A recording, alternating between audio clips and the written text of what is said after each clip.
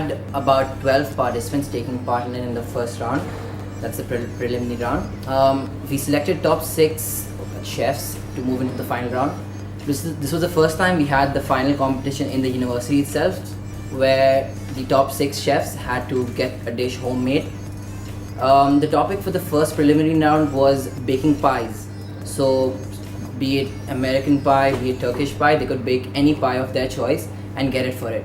We based them on the quality of the dish, the texture of the dish. The appearance didn't really matter much, since getting it from home was kind of a hectic job.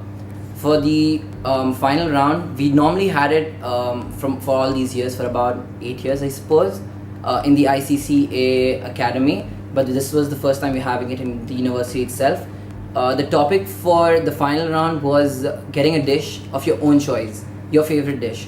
So this was not only just fair for all of them, so they're not restricted to a dish which they don't know how to make, or someone who's really good at that dish, but they can make completely anything of their choice which they're really good at.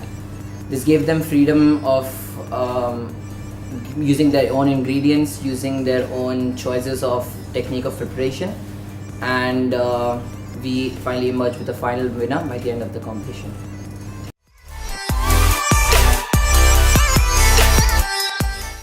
Every year in the Youth Fest, we have about 16 different cultural topics. Culinary being one of them, since we'd like to see people come up with different talents.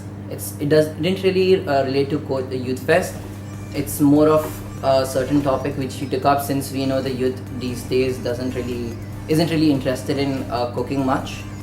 As we move forward in this generation, we see people normally going for fast food restaurants, eating outside, and we see very few people baking food on their own who consider that as a passion.